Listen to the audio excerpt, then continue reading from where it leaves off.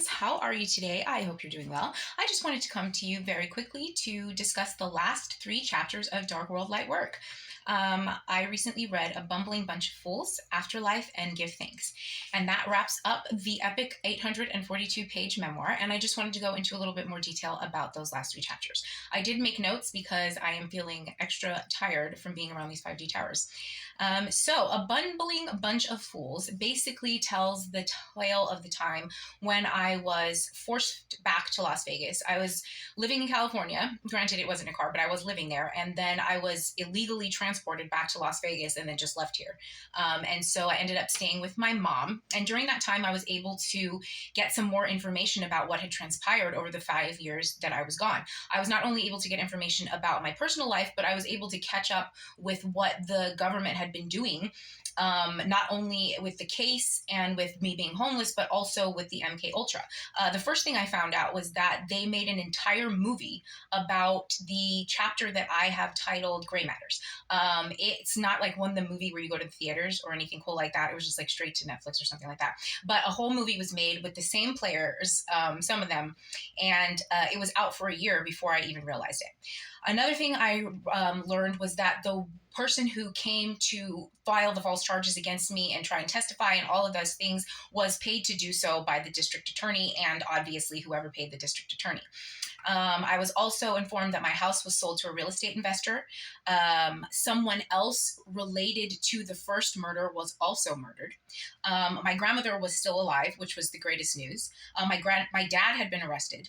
And during all of this, no one in my immediate family lifted a finger to help with any of that or try to stop it. Maybe it's not like they could have, but like they didn't even tell me. Like it was just, that part was so weird because I don't know. All I know is the family that I have, but I thought family was supposed to look out for people a little bit better than that.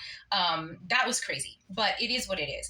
Another thing I wanted to mention is my intention at the very beginning was to sue, especially because the first time I went to the Clark County Jail, I was put in a restraint chair that was supposed to be reserved for people who were physically violent, and they put this mesh bag over my head that is supposed to be for people who spit. And I did nothing other than look the way that I look and talk the way that I talk. That is a violation that the Clark County Corrections does so often that they usually just pay out $25,000 to $35,000, and I knew that. And I asked one of my aunts and my mom to try and help me, and they didn't help me. While I was in the process of looking for help, like going to lawyers and stuff, I ended up getting blocked out of my house and being made homeless. And there is a statute of limitations. It's pretty short in those sort of things. So that kind of ran out.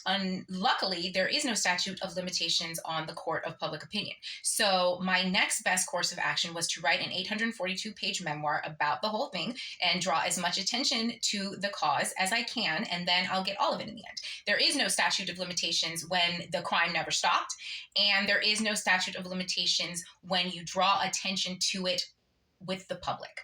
So that's the best part. And that is why I have done this Dark World Light Work for myself and for everyone else. Beautiful. Oh, and I just wanted to mention one other thing. The reason I titled the chapter A Bumbling Bunch of Fools is because the people who are doing this, the people in the government and the media and even like the celebrities, they're stupid to me. They're like low level of intelligence. And the best way I can describe it, this is going to seem a little weird, so hear me out here. If you've ever studied serial killers or like the Unabomber, like guys like that, who play this back and forth cat and mouse game with the government and the media, you'll notice that they always are talking down on them. They're always like, you guys are ants. You're pathetic. You couldn't lick my shoe. You are so stupid. Like you're the dumbest, most unintelligent, especially compared to me. Like I'm a god compared to you. And it's true because like these people that they're messing with have genius level intelligence. They might be godless and they might be lost, but they are very, very intelligent. And the people who are doing it, the people who are harassing them are dumb.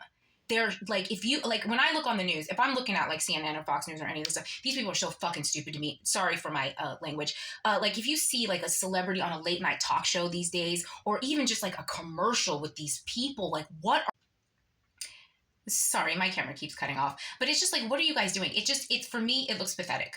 These women are absolutely whorish. The men are absolutely sexless. They're not funny. They're not good looking. They all look miserable. Their lines are old. The jokes are bad. The the bits are like played out, everything that they're doing, everything like, and I think eventually when like some person finally just snaps and like tries to blow something up, it's because they're sick and tired of having their intelligence insulted. And I think that goes for a lot of different people. At some point, you just have to turn it off. There's people who are like, I lose brain cells when I turn on the news. I can't watch it. And that's just how most people feel, because it is really dumb. It's just really low level stuff. And so for me, they have always been the Keystone Cops and a bumbling bunch of fools. So that's what I wanted to say. Okay. And now the chapter Afterlife basically talks about how I dealt with all the news, how I dealt with being forced back into Las Vegas, being forced back with my family, dealing with all the loss, trying to carry on, and all of that. After the life that I had been taken from me, and this was an afterlife. I had lived in an afterlife while I was homeless, and then finding out just the scope of the devastation was another death again, and I had to go through that as well. Which leads us to the last chapter is Give Thanks. And I basically wrap it all up by showing gratitude.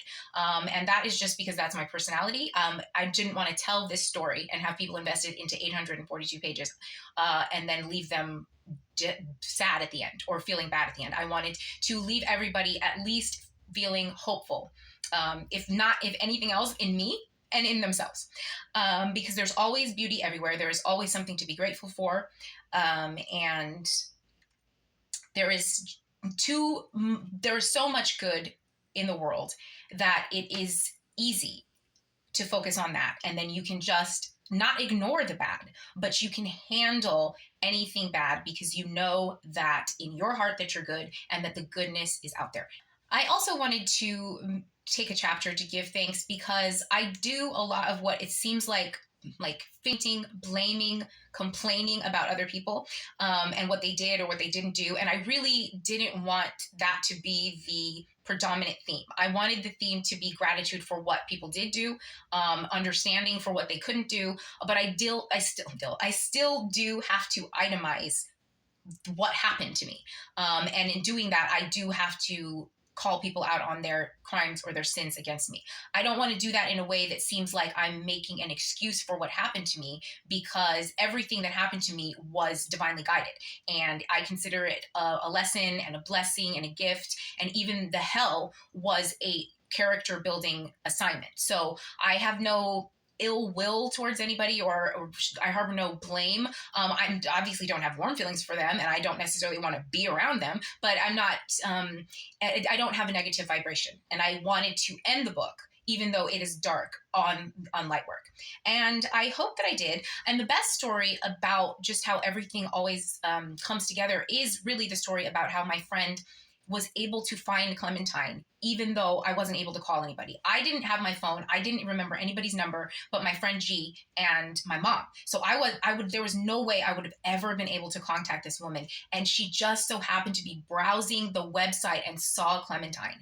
And that was really a life or death situation for me, because that changed the tide for me, because I really was so destitute that I needed like mental help. And that lady, the CO, did not help me. Like, I was devastated to have to lose the thought of losing Clementine on top of everything else I'd lost. That would have been too much for me. When one day I was still in solitary confinement, I hadn't eaten in days, because they give you food, but they don't even give you utensils to eat the food with, which is crazy. So like, I had like plates of spaghetti and I couldn't even eat them. I'm not going to eat with my hands. And I didn't want the slop anyway, but that's not the point. The point is, I was really in a low point, and this social worker came up to me and she said, "Do you know a woman named Tyrone?" And I was like, "Are you kidding me?" Like, that is God looking out for me. And so it doesn't take too many big saves like that for a person to, even if this is the God dangling a carrot in front of my face, that is some carrot. Like, I'll take it. That's a golden carrot. That's incredible. And things like that were constantly happening and still are constantly happening, and have always happened in my life. And that lets me know that I'm on the right track and I'm blessed. And so that is it. I guess. And then basically the rest of the book is about how I end up coming back to my family, and they give it a second chance, especially my mom, and basically how she fails. And most of them do. Not all of them, but most of them fail even the second chance. That's unfortunate, but it still has a happy ending because I explain it. And so at least we can all understand. All right, I have blathered on enough and I have to edit this video now. But that is it. I'll see you soon.